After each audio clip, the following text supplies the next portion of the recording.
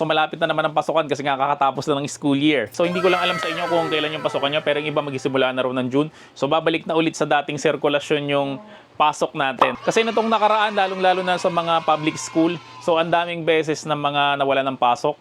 Kasi nga sobrang init. Kasi usually talaga guys, yung summer, pag sinabi nating summer dito sa may Pilipinas, ibig sabihin yan bakasyon sa mga estudyante. Pag summer is sobrang init. So maraming estudyante na hindi nakapasok. No? So mas maganda talaga guys is bumalik na sa dati yung ating pasok, no? So bandang June kasi medyo maulan-ulan na yan. So mas okay na yung medyo maulan kaysa yung sobrang init na nakaka-stroke na yung init. So syempre para sa mga negosyante na katulad natin, isa na naman tong opportunity para kumita tayo through printing business.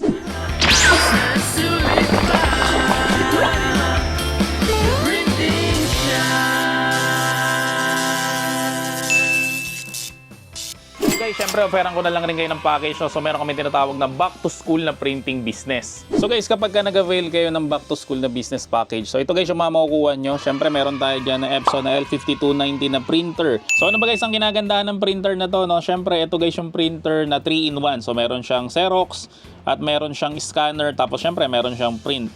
Actually hindi to 3-in-1, no? Kasi meron rin siyang fax, pero wala namang gumagamit na ng fax, no? So hindi na natin siya i-discuss. Tapos ang ginagandahan dito guys, makikita nyo dito, pwede siya mag-print through cellphone. Kasi guys, usually mga customer nyo, yung mga files sila sa cellphone nila. So pwede yan rekta guys, no? From cellphone, connect lang sila sa wifi nyo, tapos makikiprint sila, no? So make sure lang guys na kapag matapos sila magpa-print, no, i-disconnect nyo na yung cellphone nila. Ang mahirap dyan guys, no, maya-maya nandiyan na yun sa labas ng shop nyo, tapos nakiki-connect na yun sa wifi nyo, naglalaro lang ng ML, no? So yun nga guys, i-disconnect nyo muna yung cellphone nila.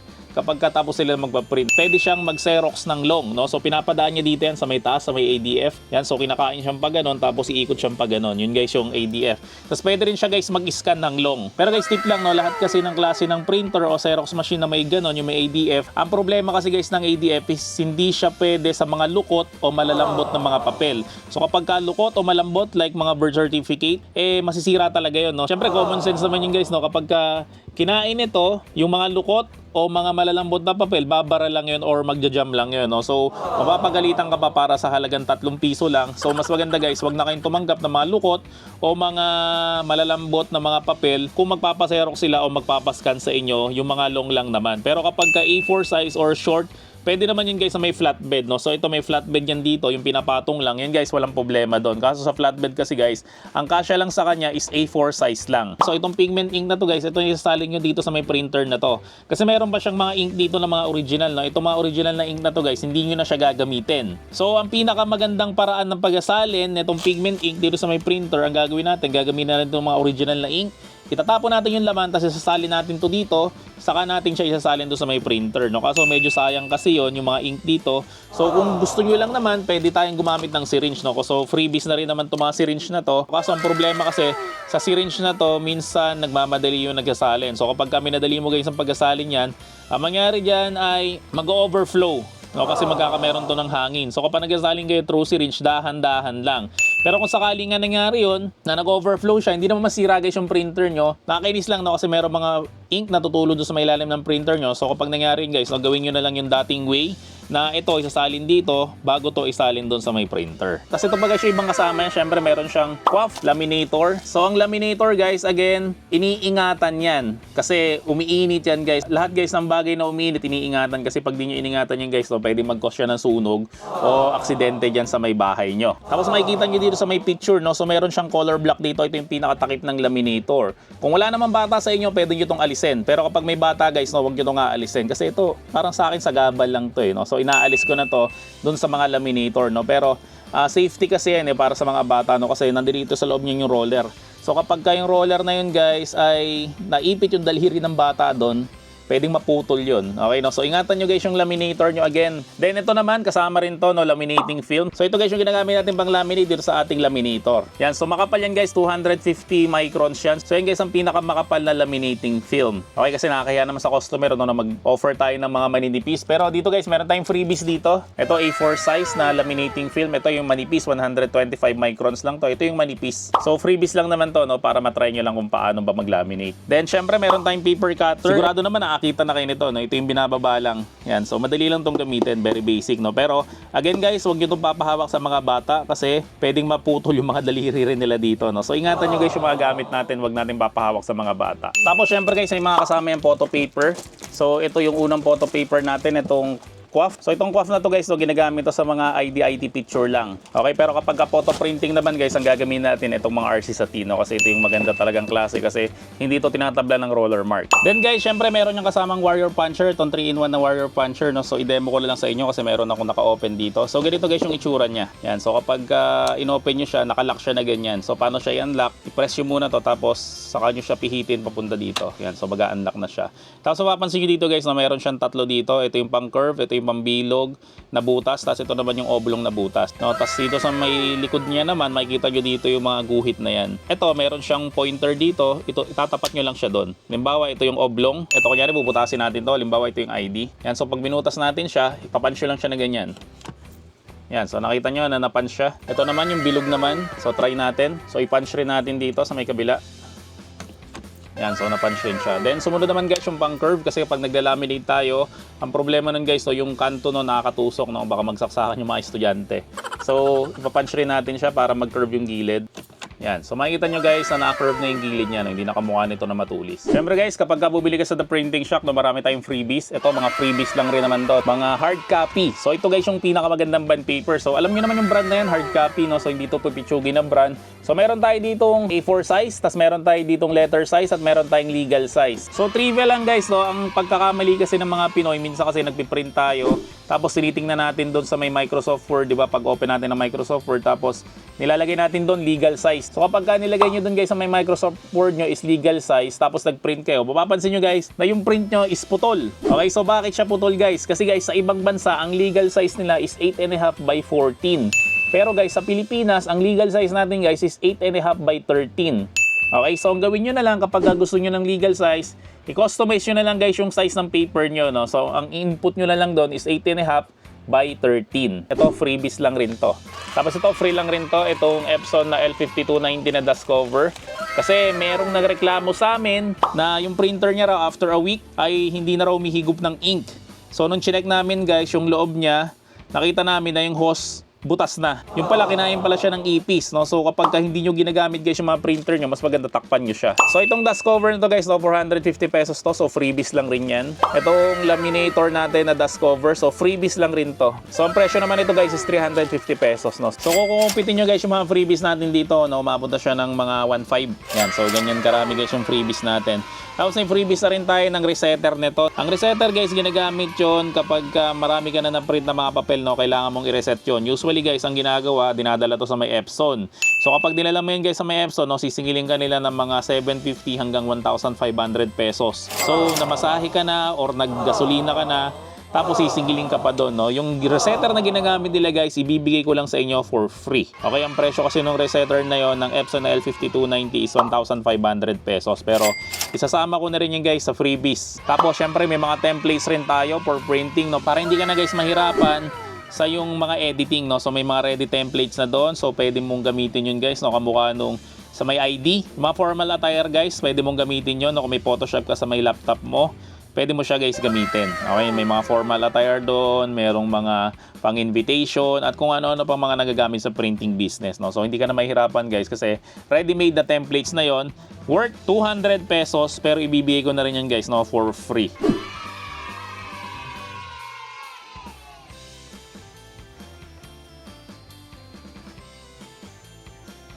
So guys, yun yung mga kasama sa package natin, no? At syempre guys, papakita ko sa inyo yung mga pwede natin gawin dyan sa may package na yan, no? Kasi ang dami ko nang ginawa na vlog. So maglalagay na lang ako ng link sa may description section ng video na to, no? Kung paano ba gawin yung mga i-discuss ko sa inyo na pwedeng gawin itong package na to. So syempre, ang una natin pwedeng gawin dyan is mga activity books or coloring book. So patok na patok kasi yan guys, so lalo na sa mga kinder, no? Kasi syempre nagisimula pa lang sila sa kanilang coloring skills. So kung teacher ka guys at ang tinuturuan yung mga nursery, so ito pwede mo tong idagdag sa may source of income mo. So pangalawa naman guys is pwede ka mag-offer ng mga pad paper. Yung pad paper na yan guys, no, hindi yan yung ordinaryong pad paper, no. Yan yung may mga activity na, yung mga tracing pad. Pwede yan guys ipasok dyan sa may inyong printing business. Tapos sumunod guys, no, pwede rin kayo mag-offer ng mga notepads. Tapos guys, sumunod syempre mga learning materials. So sinabi ko na nga kanina yung pad paper, tapos yung mga flashcard, no? So pwede nyo rin yung gawin. Dito guys sa may package na to, no? So pwede nyo i-laminate yun. Tapos yung pwede nyo guys ibenta doon sa mga teacher na nagtuturo sa mga lower level nga na mga school. So bukod nga doon guys sa mga ino-offer namin na mga free na templates, no? Kung gusto nyo madagdagan yung inyong mga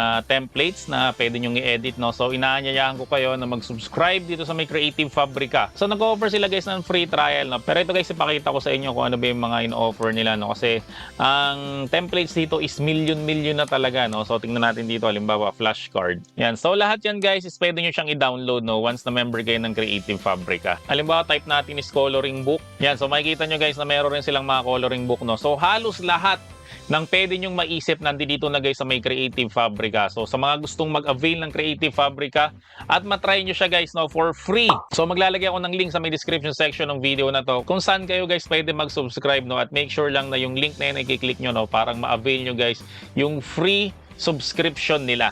Ang ginagandahan pa dito guys, lahat ng pwede nyong i-download dito is pwede nyong i-edit at syempre pwede nyo siyang ibenta nang hindi kayo nag-aalala tungkol sa may copyright, no? Kasi mahirap guys kapag ka nagda-download ka lang sa may Google. Kasi pwede kang mademanda ng artist na gumawa nun kapag ka ginamit mo yun ng walang permiso. Hindi ka mukha guys, kapag ka nag-download ka sa may Creative Fabrica, ito guys, pwede mo itong gamitin sa business mo. Tapos ito naman guys, yung mga pwede nyong i-offer, no, na talagang kikita ka na malaki kasi kapag ka pumapasok na ang school year, no, ito yung mga nakakapagod talaga gawin sa ating printing business, no. Lalong-lalo na yung meron mga Shopee account. Dito guys, nakakancelan ka talaga ng Shopee account, no, kasi nga sobrang dami na nagpapagawa nito. Ito guys yung name tag. Syempre guys, yung mga estudyante kasi kailangan niya ng ID. Pero sa simula kasi ng school year ay wala pa talaga mga pinoprovide ng mga ID, no. So lahat ng estudyante is kailangan nila mag-provide ng name tag. As in lahat, no, lahat talaga, walang exemption diyan. Yung name tag na yan guys, meron akong ginawang video na yan. So maglalagay ako ng link sa may description section ng video nga na to kung paano ba guys gumawa ng name tag using Microsoft Word at pwede mo siyang i-laminate or pwede mo siyang ilagay sa may Sintra board. Tapos ang isa pa syempre sa mga ino-offer natin, no, napag-usapan nga natin laminating, no. So pwede ka mag-offer ng lamination. So kahit hindi estudyante guys, no, pwede mo maging target market dito kasi pwede ka mag-offer rin dito ng mga photo printing, no, yung mga 1x1, mga 2x2. Syempre guys, kapag ka nagpa-print sila ng mga 1x1 na 2x2, syempre automatic yan guys, nilalagay yan doon sa may ID, di ba? So hindi naman sila magpapaprint ng 1x1 o 2x2 kung hindi nila ilalagay sa ID o kung hindi nila ilalagay sa biodata. So syempre kapag ka nilagay nila sa may ID, yan, automatic yan guys na kailangan nilang ipalaminate yun para tumibay nga naman yung ID. Tapos yun nga, sinabi ko kanina, mga photo pictures like wallet size, 4R, 3R, 5R, or A4 size, no, pwede ka rin mag-offer niyan. Isa pa sa mga requirements ng mga estudyante, syempre yung mga notebook labels nila. Yung pangalan nila, tapos yung subject nila, yung section nila. So pwede ka rin guys mag-offer niyan, no. Actually, meron rin akong ginawa na video na ganyan. So lahat na guys yata ng video is nagawa ko na, no. So i-check nyo guys yung description section ng video na to para makita nyo guys yung mga link kung paano ba ginagawa yung mga sinasabi ko nga dito. Then sumunod guys, syempre yung pinaka basic na basic, no. Kahit na anong school level is kailangan ito, no. Syempre yung document printing. So patok yan guys, so lalo na sa mga college, yung mga kailangan nila ng mga thesis printing, no. So marami magpapaprint talaga sa'yo ng mga document printing. So yun lang guys ang mga alam ko na pwede nating i-offer dyan sa ating ino-offer na printing business package, no. So kung meron ka pang mga alam o nag-avail ka na sa amin ng back to school, no, so baka may nakalimutan ako, pwede may comment down below para mas marami tayo guys sa mga kababayan natin na matulungan about sa may printing business. At nakalimutan ko nga pala guys sabihin, no, kasi marami kaming package sa mga ino-offer. So kung gusto mo talaga magsimula sa yung printing business, ito yung top 1 na pwede mong simula na printing business kasi guys ito yung pinaka-basic na printing business talaga is yung back to school, no, kasi diyan ka nag-o-offer ng print, xerox, scan, laminate at syempre yung mga sinabi ko nga kanina. So ang kinagandahan pa kasi guys itong package na to, no, pigment ink yung ginagamit natin dito. So balang araw guys, kung gusto mo mag-upgrade ng iyong printing business, pwede ka mag-avail ng mga cameo, kamukha nun, yung mga cutter na yon.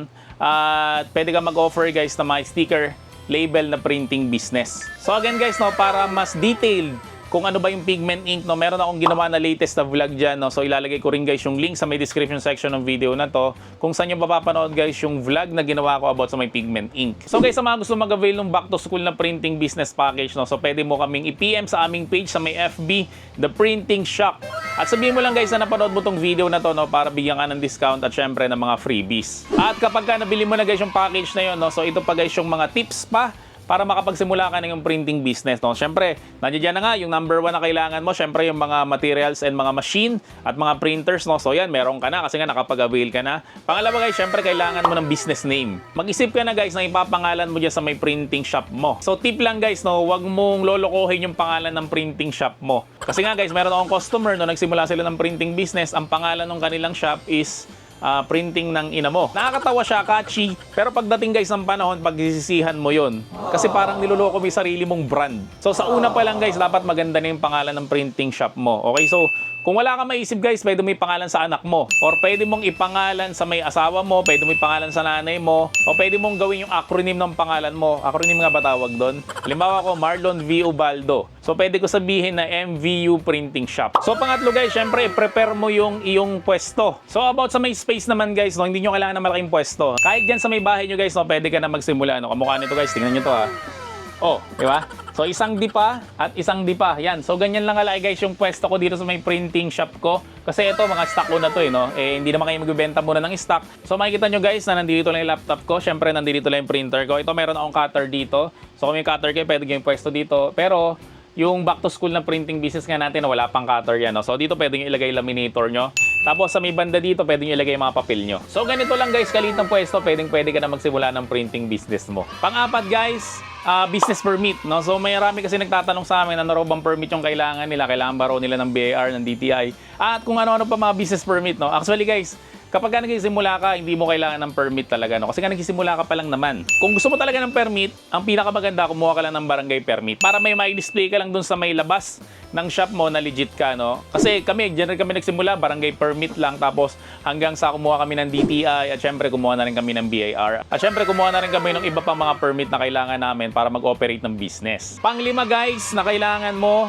ay syempre gumawa ka ng mga samples mo. So pag-practicean mo muna guys yung in-avail mo sa amin na printing package. No? So wag ka muna guys muna mag-offer ng mga 1 to 2 days. No? Gumawa ka muna ng mga sample mo. Sample ng mga picture, sample ng mga lamination mo. Basta sample ng mga gawa mo. Para guys may maipapakita ko doon sa mga customer mo. Kasi iba pa rin talaga guys yung may nakikita sila kaysa yung kinukwento mo lang, di ba? And about sa may pricing naman guys, no? Again, meron akong ginawang video about sa may pricing. Yung pricing na yan guys hindi nagbabago. Kasi ang printing business kasi guys, no, hindi siya kamukha ng tindahan. Halimbawa, bumili ka ng chichirya.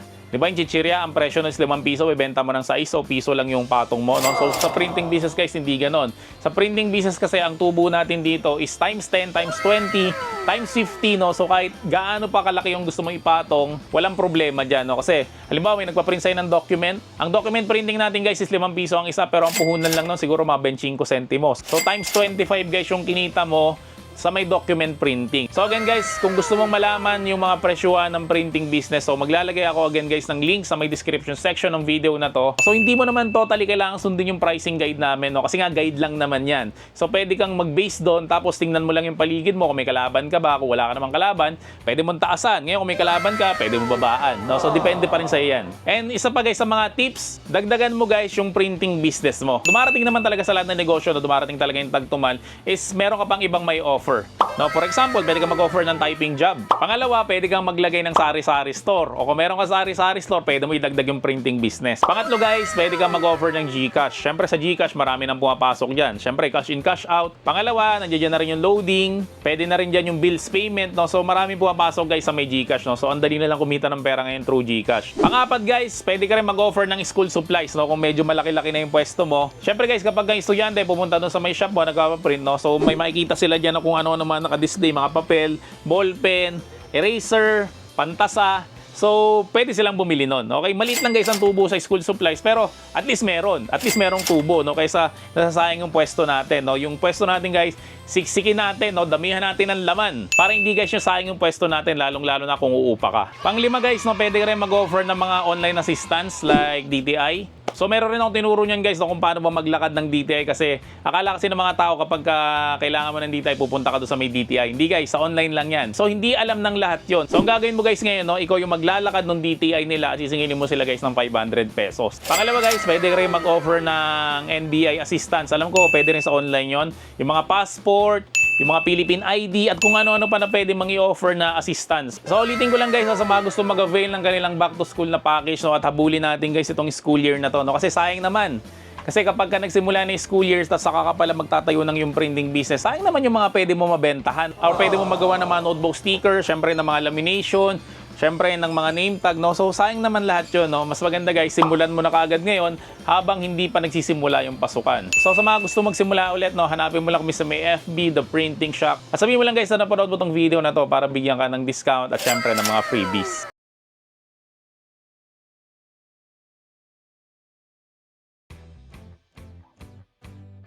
Mag-open muna tayo guys ng Microsoft Word. Pag na-open nyo na guys, no, click nyo lang tong layout, then size, tapos click nyo lang yung A4 kasi sa A4 size tayo guys mag-print. Okay, tapos ito guys, itaas nyo na kaagad to. So ito guys, parang square na maliit dito, ilagay nyo dito. Ito rin guys, ilagay nyo rin siya dito. Yan, para malaki guys yung ating printable area. So ang pinakagagawin natin guys na size is size na lang ng calling card para kasya sa lahat ng notebook. Okay? So ganito lang guys mag-layout. Click ka guys sa insert, then click mo yung shapes, tapos ito click mo to, itong rectangle, tapos i-drag mo lang siya dito. Yan, so pagka-drag mo sa kanya, dito ilagay mo na dito, ang size ng calling card guys is 2 by 3.5. So ito guys gagawin kong design, no, pwede nyo tong gayahin, pwede nyo rin tong hindi gayahin. At least guys, no, meron ako yung idea kung paano ba gumawa. So ang gagawin ko guys, no, kiklik ko lang tong shapes, tapos mag-i-insert ako ng oblong. So ang gagawin ko guys dito sa may oblong na to, no, dito ko ilalagay yung subject. So gagawin ko sa kanya is right click ko siya, then add text. Then tatype ko lang sa kanya, for example, science. Ito yung science notebook ko. Tapos i-highlight ko lang siya lahat guys. Then home. Gagamit ako guys ng font na favorite ko, itong Arial Black para kitang kita. Pero okay guys, pwede rin gumamit ng ibang font kung ano yung gusto nyong font, no? So, lalakihan natin siya hanggang sumakto siya doon. Yan, 28. Tapos dito guys, sa may ibabaw, no, syempre ilalagay ko yung pangalan ko. So, ikiklik ulit yung shapes. Tapos itong rounded na rectangle, lalagay ko siya dito para may design. Yan, tapos add text ulit. So, lalagay ko na property of, syempre, Marlon Ubaldo. Yung iba, nilalagay lang dyan, yung pangalan lang, no? Pero ako, lalagay ko guys is property. Tapos, dito rin guys sa may ilalim, lalagyan ko rin dito ng ganyan. So, insert ulit, shapes. Then, ito ulit, rounded rectangle. So, dito naman guys, i-add text ko ulit. Kasi lalagay ko dito guys, no, yung section ko. Halimbawa, Wandel Pilar. Tapos, lalagyan ko siya ng spacer. Yung ginagamit ko nga lagi na spacer, nasa ilalim ng backspace. Yan, tapos lalagay ko yung room ko. Room, sabi natin room 101. Tapos, spacer ulit. Tapos, lalagay ko yung pangalan ng teacher ko. Halimbawa, si Miss Tabile. Yan, tapos lalakyan ko siya ng konti para sumagad siya dun sa dulo. 12, 14, yan, mga 12 lang. Ito rin guys, no, syempre, lalakyan rin natin to para sumagad rin siya sa dulo. Yan, mga 12 na lang rin. Tapos para magkameron siya guys ng konting arte or konting design, ang gagawin ko guys, pupunta ako ng Google, itatype ko na lang itong isa sa mga paborito kong anime, no, in Dragon Ball, tapos ito da-download ko to. Yan, so kapag na-download ko na siya guys, ang susunod ko na gagawin, ito mismo, i-right click ko siya, then format shape. Tapos fill, kasi ito guys, pwede kayo mamili dito. Halimbawa, solid fill, gusto nyo lang color red, or gusto nyo color yellow, no? So bahala kayo. Ito naman guys, gradient fill. Ito yung medyo may, parang may pagka-rainbow siya, yan, no? Yan, so mamili na lang kayo dyan. Tapos ito naman guys, picture or texture fill. So yan, marami rin siyang design. Yan, halimbawa yan. Tapos ito. Tapos ito guys, yung last, yung pattern fill. Yan, pwede kayong mamili dyan. Okay, so ang pipiliin ko guys dito sa may picture. Tapos i-insert ko siya from a file. Tapos hahanapin ko lang guys yung Dragon Ball. Yan. So mapapansin nyo yung background ko naging Dragon Ball na siya. Okay. So ito pwede rin natin itong palitan. Gagawin ko sa kanya guys is gradient fill na lang. Example ito. Tapos ito papalitan ko siya ng ibang kulay. Gusto ko color blue. So ito guys, pwede ko rin itong palitan. Bahala kayo guys, no, kung ano yung gusto nyong maging itsura niya. So ito guys, no, pwede ko siyang palitan. Gagawin ko right click, then format shape. Tapos dito na lang ako sa solid fill. Papalitan ko siya. Example, ang gusto kong kulay is red. Yan. Tapos dito sa may pangalan ko, ganun rin. Right click, then format shape. Ang gusto kong kulay is violet. Yan. So ganyan. So sobrang colorful nung gawa natin. Yan. So meron na tayo guys, science. So ang gagawin natin guys, no, copy natin to, tapos pararamihin na lang natin. So para hindi na kayo mahirapan guys, no, na isa-isa yung kopyahin yan, ang gagawin natin is i-group natin siya. So paano natin gagawin yon? Ito, i-click nyo lang to, then pindutin nyo lang sa keyboard nyo, i-hold nyo lang yung shift, tapos i-click nyo lahat to. Yan, ito, pangalawa, tapos ito, pangatlo, tapos ito, pang-apat. Tapos, pag na-click nyo na guys yung apat, na-highlight nyo na yung apat, ang gagawin nyo, right-click nyo lang siya guys, then group, tapos group ulit. Yan, kung mapapansin nyo, lahat na sila, sama-sama na sila. So, balik lang natin siya sa dati niyang position. So, ang gagawin ko ngayon guys, right-click ko siya, then wrap text. Tapos ito, i-inline ko siya sa text. Tapos gagawin ko sa kanya guys, right click, then copy. Tapos lalagyan ko siya guys ng space. Tapos Control V ulit, space, Control V ulit, space, Control V, space, Control V. Tapos dito guys sa ilalim, no, ito, ibababa ko rin to. Para nga guys, lumaki yung ating printable area. Control V, space, Control V. Yan, so ang dami na nating nagawa. So ang susunod natin na gagawin guys, mapapalitan natin lahat ng subject. So merong science, syempre merong math. Kasi ito guys, Filipino, ito English, ito PE, ito music, GMRC. Kung meron pa bang GMRC ngayon, kasi nung nag-aaral ako may GMRC pa. Hekasi. Ewan ko kung meron pang Hekasi ngayon, no? Pero isulat nyo na lang kung ano yung mga subject pa na available ngayon. Kasi ito computer subject. Yan, so pag masyado siyang malaki, liitan lang natin guys yung font. Pag sumusobra siya, yan. Sobra pa rin siya, liitan pa natin. Yan, para kumasya lang siya. Tapos dito guys sa last, lagay natin art. Yan guys, so kapag kumpleto na siya, ipiprint na natin siya ngayon sa printer natin. So sa mga hindi nakakaalam, ang ginagamit ko lagi na printer guys is Epson na L121. Siyempre guys, no, bukod sa matibay na siya, is sobrang mura niya pa. No? So sa mga gusto mag-avail ng Epson na L121, hanapin mo lang kami sa FB, The Printing Shack, at sabihin mo lang guys na bibili ka ng printer. So paano siya i-print guys, no? Click mo lang tong file, then click mo lang tong print. Tapos dito tayo, printer properties. Then dito guys, ipiliin natin premium glossy. Tapos dito pipiliin natin high. Tapos i-okay natin. Tapos ipiprint na natin siya guys. So dahil nga guys, sa notebook lang naman natin ito ilalagay, no? So ito guys, ang recommended ko na gamitin natin na photo sticker, no? So ito yung QUAF na glossy na sticker paper, no? So A4 siya guys, kamukha ng layout natin kanina. So sa isang pack nito guys, mayroon siyang 20 sheets. Tapos 135 GSM lang siya. So kapag ginamit mo to guys, no? Papel lang kasi talaga to. So pag nabasa to, sigurado to masisira ka agad to, no? So recommended lang to guys sa mga hindi nababasa ng mga product, no? Kamukha nga guys ng notebook, or kung magpa-product label kayo, mga tinapay, yung mga hindi pwedeng basain. So guys, kung gusto mo mag-avail nito, no, hanapin mo lang kami sa FB, The Printing Shack, at sabihin mo lang guys na mag-avail ka nitong sticker paper, no? So guys, try na natin tong printan.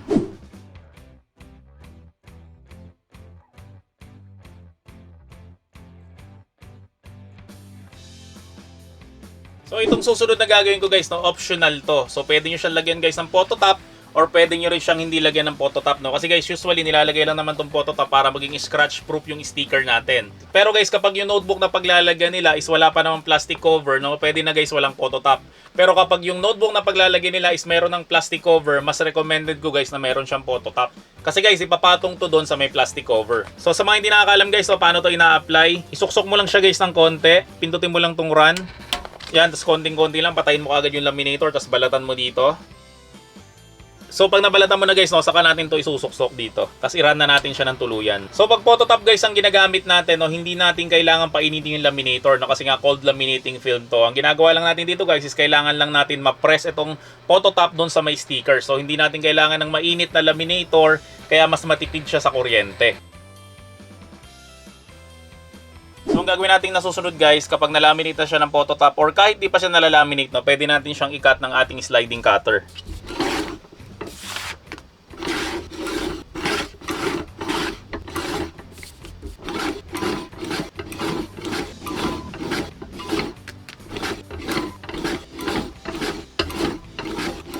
Yan, so guys, so nakat na natin siya. Ngayon, try natin siyang idikit sa ating notebook. So ito guys, dikit natin English subject. Yan, so lalong gumanda guys yung notebook natin, no? Maganda pa dyan guys, nakalagay na yung pangalan mo. So malabo na siyang mawala. Yan, property of Marlon Ubaldo, English. So ganun lang guys, kasimple gumawa nitong notebook tag. Ayos! So diretso naman tayo guys sa pricing. So ang presyohan natin ito guys is 10 pesos each. Kasi guys, so itatype nyo pa yung pangalan niya, yung subject niya, at kung ano-ano pang mga personal info tungkol dun sa estudyante. So sa isang page na ganito guys, no, siguro ang puhunan nito mga 10 pesos lang. So kapag binenta nyo siya guys ng 10 piso isa, so ganito, 10 piraso, 10 times 10 equals 100 pesos. No? So ang tutubuin mo sa ganito guys is 90 pesos kaagad. No? So ganun kalaki guys ang pwede mong kitain kapag nagbenta ka nitong notebook tag.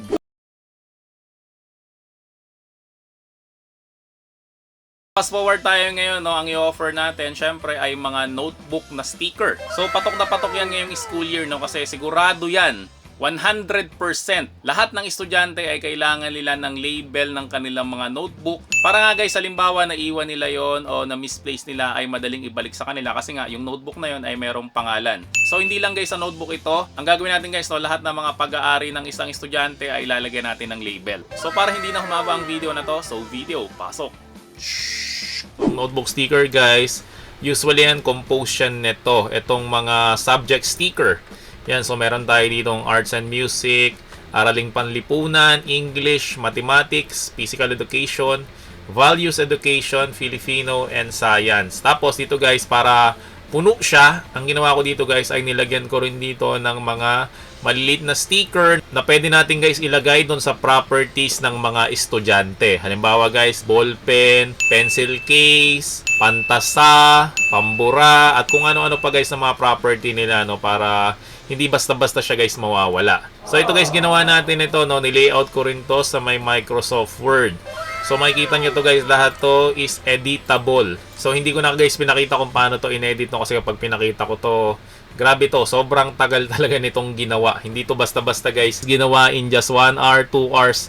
Ginawa to guys ilang oras talaga. So ganun katagal guys talaga mag-edit kung gusto mo maging maganda guys yung itsura ng iyong magiging design. So dyan pa lang guys, no, makikita nyo na kung bakit guys mahal ang mga bayad sa mga graphic designers o mga graphic artists. So ito guys, ginawa ko lang rin siya sa may Microsoft Word. Kasi nga guys, ang Microsoft Word ang pinaka-accessible sa lahat ng mga computer. So dito sa vlog na to guys, no, 2 beses tayong magpiprint. Kasi yung una natin gagawin ay gagawin natin to manually, no. So mano-manong cut ito, lalong-lalo na guys sa mga walang cameo. Pero sa may mga merong cameo naman, ay tuturuan ko kayo guys, no, paano maging image file to para pwede natin to guys ipasok doon sa may Silhouette Studio natin at magamitan natin siya guys ng cutter ng cameo. So simulan natin guys, no, ito yung ipiprint natin muna. So ito guys, no, mano-mano natin tong ikakat. So hindi tayo guys gagamit ng cameo dito. So kung paano siya piniprint, so click mo lang yung file, then click mo lang tong print. Tapos syempre yung printer ko, pipiliin ko lang plain paper, gawin ko lang siyang Epson Premium Glossy, tapos standard gagawin ko siyang high. Tapos i-okay ko lang siya.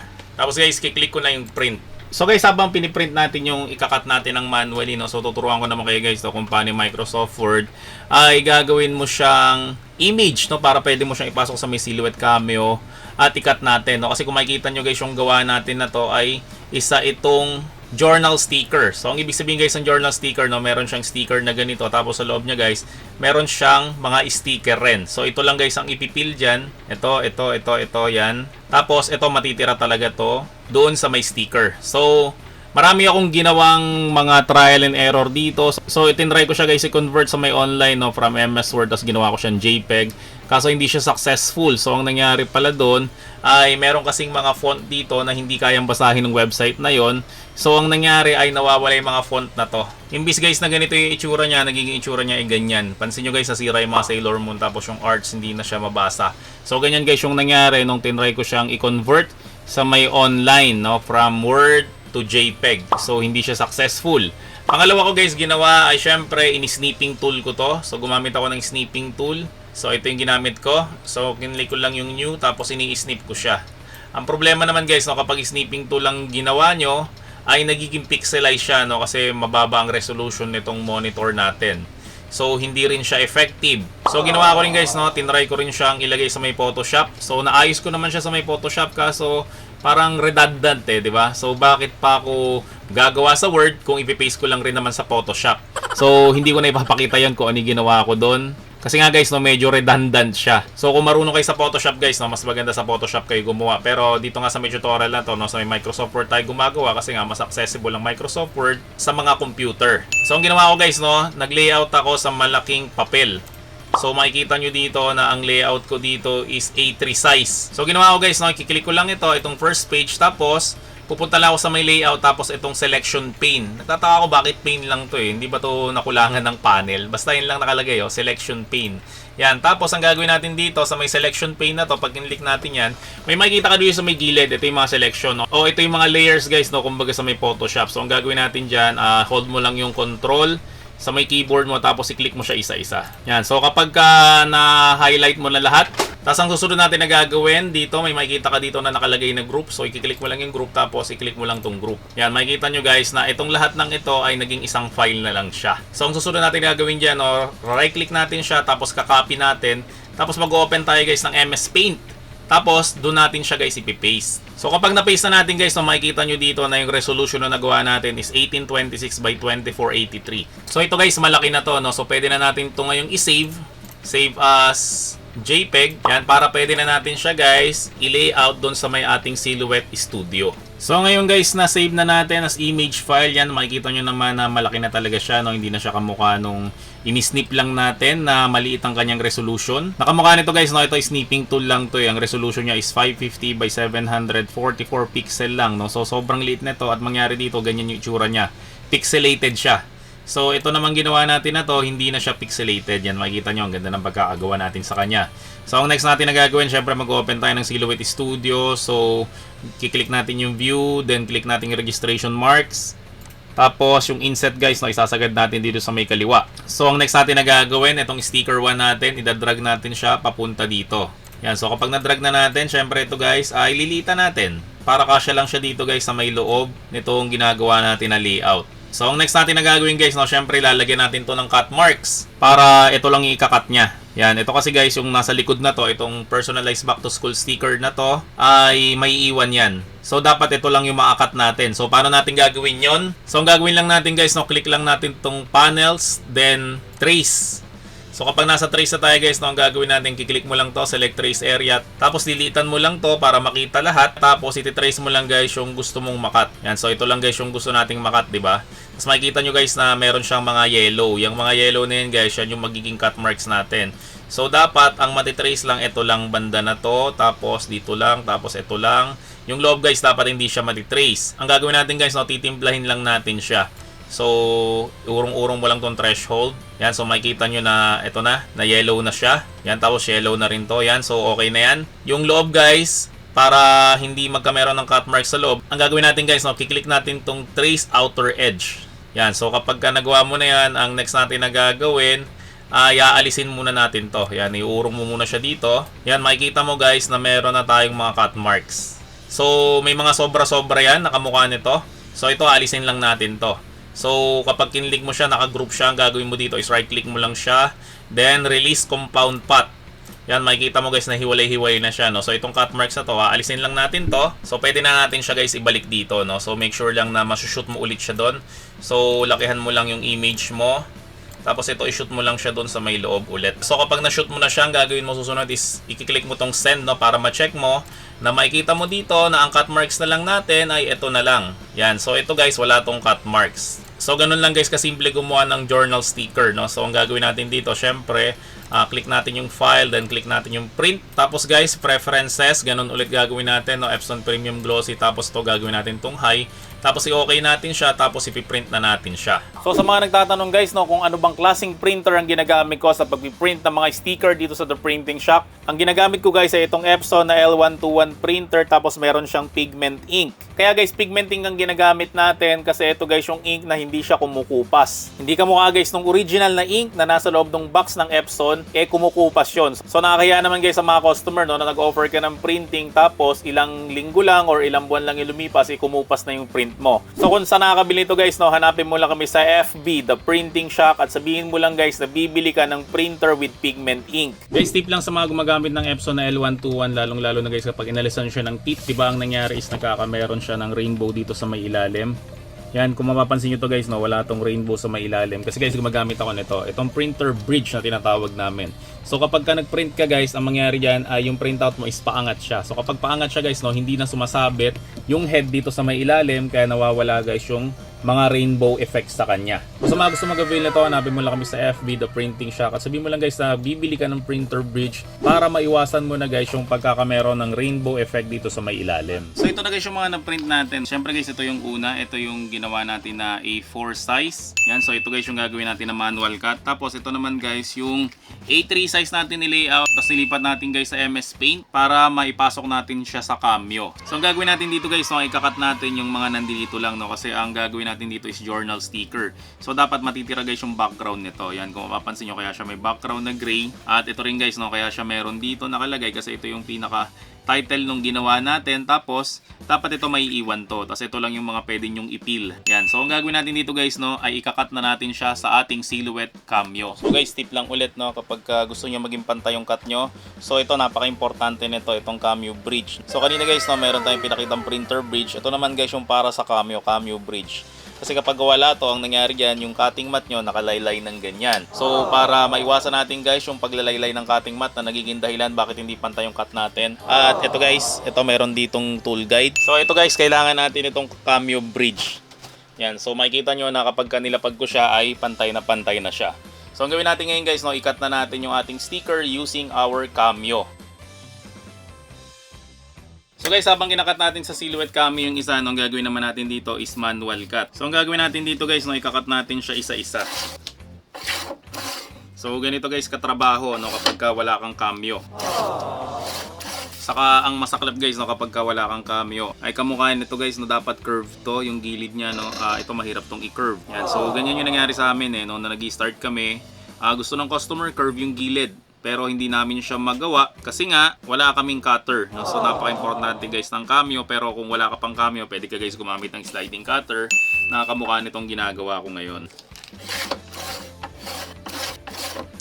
Tapos para mas mabilis ka ng konti, no, yung mga maliliit na ganito na kaya namang guntingin nito, yan, pwede natin siyang guntingin na lang. So ito guys, may nagawa na tayo na notebook sticker ng Araling Panlipunan. Mas suggested ko na huwag kayong gumamit ng gunting kapag kayong gugupitin nyo is masyado siyang mahaba. Gugupitin nyo siya ng ganyan, tapos kailangan nyo pa siyang iusog ulit para gupitin. Kasi ito guys, usually hindi ito nagiging pantay. Yan, makikita nyo na hindi pantay yung cut ko. Yan, meron siyang puti sa may taas. So kapag ganyan guys, no, mas recommended na gumamit kayo ng sliding cutter para talagang pantay siya kahit na mahaba yung kailangan nating gupitin. Pero yung mga maigsi na mga distansya na ganito, yan, recommended yan guys na pwede kayong gumamit ng gunting para mas mabilis. Tapos syempre guys, gumawa tayo ng mga ganito, yung mga maliliit na name sticker, no, kasi ito dinidikit to sa mga ballpen, sa mga lapis, o sa mga maliliit na mga gamit ng ating mga estudyante. Okay, so ito pwede to guys gamitan ng gunting kasi maliliit lang to. Yan, so ganito siya guys. Tapos syempre guys, no, gagawa tayo ng packaging nitong ginawa natin na mano-manong cut. So ito siya. Yan, so pinakita ko na rin to dahil sa may vlog ko, no. So bumili ako ng ganitong klase ng plastic. Tapos ang gagawin natin, syempre ayusin lang natin to. Yan, tapos syempre ilalagay natin siya sa may loob. At isama na rin natin tong iba. Yan, tapos dito isisil lang natin to. Tapos guys, yung pinaka header nga pala natin, no, so wag natin siyang itatapon. Kasi guys, ito yung gagamitin natin, no, na ididikit natin siya dito sa may bandang ilalim nitong plastic. So ito guys yung ibabaw, yung may pangsarado. Tapos ito guys yung ilalim. Yan, so alisin lang natin yung balat nito. Tapos saka natin siya idikit dito. Yan, so ito guys, nakagawa na tayo ng packaging ng ating notebook sticker. So dito naman tayo guys, yung kinat natin ng ating Cameo. Ito kinat ko lang to, siguro mga 1 to 2 minutes lang. Hindi ka mukha guys ng isang manual nating kinat, no. Kinat natin yun mga 10 minutes, no. So ganun siya katagal. Tapos pangit pa dun guys, no, hindi siya masyadong pantay kasi nga mano-mano natin kinakat, no. So sobrang importante talaga guys nang may mga machine ka para mas makatipid ka sa oras. Syempre pag nakakatipid ka ng oras guys, no, mas maraming income ang pwede mong kitain. So gagawin natin dito guys, no, ikakat lang natin yung mga sobra. So ititira lang natin guys yung pinaka background niya, which is yung color gray. So ito guys, nakat na natin siya. So okay na guys yung ating notebook sticker na para siyang journal, no. So ang packaging nito guys, yung mga plastic guys ng inyong mga